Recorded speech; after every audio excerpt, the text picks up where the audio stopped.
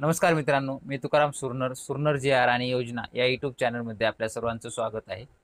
आजच्या व्हिडिओमध्ये महत्त्वाच्या माहिती पाहण्याचा प्रयत्न करणार आहोत. तो म्हणजे राज्यामध्ये जर पाहिलं तर विविध जिल्ह्यातील 10 गावांमध्ये मधाचे गाव ही योजना राबवण्यासाठी अंदाजपत्रकातील जे काही मान्यता आहे, ती मान्यता देण्यात आलेली आहे. नेमकं ही मधाचं गाव ही योजना काय आहे? सविस्तर आजच्या व्हिडिओमध्ये आपण माहिती पाहण्याचा प्रयत्न करणार आहोत. तर चला व्हिडिओला सुरुवात करूया. राज्यातील जे काही भौगोलिक परिस्थितीनुसार नैसर्गिक साधन संपत्ती व मुबलक फुलोरा असणाऱ्या भागामध्ये मधमाशा संवर्धनातून निसर्गाचं संरक्षण होण्याच्या दृष्टीनं तसंच मध आणि मधमाशांपासून तयार होणारी जी काही उत्पादने असतील यांची साखळी प्रक्रिया, विक्री व्यवस्थापन या माध्यमातून मधुपर्यटन करणे याकरिता मधाचे गाव ही योजना राबवण्यासाठी शासन निर्णयाद्वारे मान्यता देण्यात आलेली आहे. त्या अनुषंगाने जर पाहिलं तर जिल्हाधिकारी तथा अध्यक्ष संनियंत्रण समिती यांनी शिफारस केलेले आणि मुख्य कार्यकारी अधिकारी महाराष्ट्र राज्य खादी व ग्रामोद्योग मंडळ यांनी निश्चित केलेली 10 गाव हे गाव मधाचे गाव ही योजना राबवण्यासाठी मान्यता देण्यात आलेली आहे.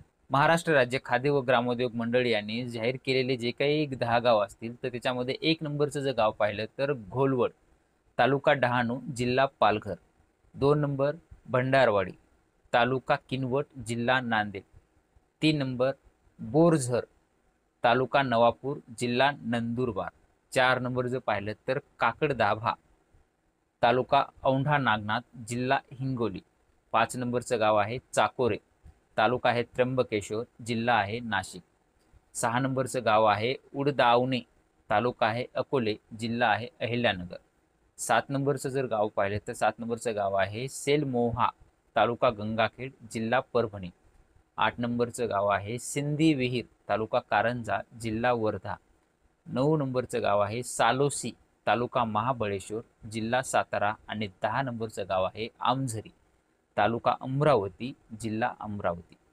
या 10 गावांमध्ये मधाचं गाव ही संकल्पना ही योजना राबवण्यासाठी एकूण जर रक्कम पाहिली तर 5,01,97,000 इतकी जे काही अंदाजपत्रक असेल तर त्यांना खालील जे काही अटी असतील त्या अटी शर्तींच्या अधीन राहून मान्यता देण्यात आलेली आहे. ही जर योजना पाहिलं तर योजना कार्यान्वित म्हणजे काय झाल्यापासून पुढील वर्षासाठी योजना कार्यान्वित राहावी याची संपूर्ण जबाबदारी संबंधित गावावर राहील. याबाबतचं हमीपत्र सुद्धा ग्रामपंचायतीकडून घेण्यात येणार आहे.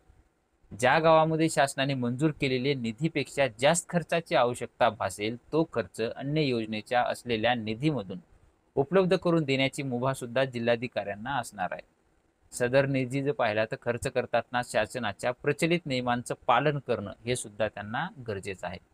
या कामासाठी मनुष्यबळाची निर्मिती असेल करताना या संदर्भात शासनाने वेळोवेळी निर्गमित केलेले जे काही शासन निर्णय व सूचना पालन असतील ते पालन करण्याची आवश्यकता आहे.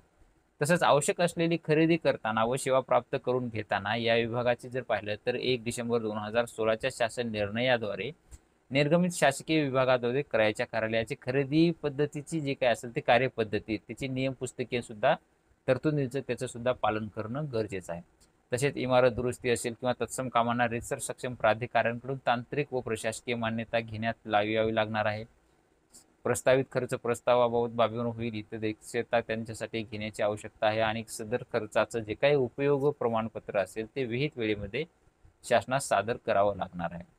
याची जनजागृती करण्यासाठी शिबिर असतील, मेळावे असतील, प्रशिक्षण कार्यक्रम असेल, सेवानिवृत्ती किंवा हंगामी कर्मचाऱ्यांची नियुक्ती इत्यादी बाबींच्या मान्यतेच्या व आदेशांच्या प्रती उपयोगाकरता प्रमाणपत्रासोबत सादर करणं लागणार आहे. आणि हे जे मधाचे गाव असणार आहे या योजनेअंतर्गत मधपेट्यांकरिता लागणारी 10% रक्कम लाभार्थ्याकडून उपलब्ध होईल याबाबत मुख्य कार्यकारी अधिकारी महाराष्ट्र राज्य खादी व ग्रामोद्योग मंडळ यांनी घेणे गरजेचं आहे. आणि वरील जे काही संपूर्ण 10 गावांसाठी गावनिहाय निधी मंजूर करण्याची परिशिष्ट सुद्धा देण्यात आलेलं आहे. आपण ते लगेच पाहणार आहोत. स्क्रीनवरती पाहू शकताय तुम्ही की हे परिशिष्ट आहे आणि हे परिशिष्ट पाहत असताना घोलवडसाठी दिलेले आहे एकूण 54 लाख रुपये निधी आहे आणि भंडारवाडीसाठी 53 लाख रुपये आणि बोरझरसाठी 48 आणि काकडदाबासाठी 49 आहे, चाकुरेसाठी 40.22 लाख आहे आणि उडदावणीसाठी 46.75 आहे. तसेच सेलमोहासाठी 54 लाख आहे आणि शिंदे विहीरसाठी 54 लाख आहे. सालोशीसाठी 49 आहे आणि आमझरीसाठी 54 लाख रुपये आहे. असा 10 गावांसाठी हा निधी देण्यात आलेला आहे. आणि ह्या निधीच्या ह्याच्यानुसार जर पाहिलं तर एकूण जर निधी झाला तर 5,01,97,000 एवढा निधी देण्यात आलेला आहे. आणि सदर रकमेच्या जे काही जर असेल तर आहरण व संवितरणाचे अधिकारी हे विकास आयुक्त उद्योग संचालनालय मुंबई यांच्या कार्यालयातील लेखा अधिकारी यांना असणार आहे. तर अशा पद्धतीचं एक छोटंसं अपडेट होतं. या 10 गावांसाठी मधाचे गाव म्हणून योजना निर्गमित करण्यात आलेली आहे. शासन निर्णय काढण्यात आलेला आहे. आज रोजी 30 एप्रिल 2025 रोजी हा GR काढून मान्यता देण्यात आलेली आहे. अशा पद्धतीचे एक छोटंसं अपडेट होतं ते आपण देण्याचा प्रयत्न केलेला आहे. असेच नवनवीन व्हिडिओ आपल्या चॅनलवरती येत असतात. तुम्ही जे या चॅनलवरती नवीन असाल तर आपल्या चॅनलला सबस्क्राईब करून बाजूचे बेल आयकॉन दाबून लाईक करायला मात्र विसरू नका, जेणेकरून व्हिडिओ अपलोड करताच माहिती तुमच्यापर्यंत पोहोचवली जाईल. भेटूया नवीन माहितीसह नवीन व्हिडिओमध्ये. धन्यवाद.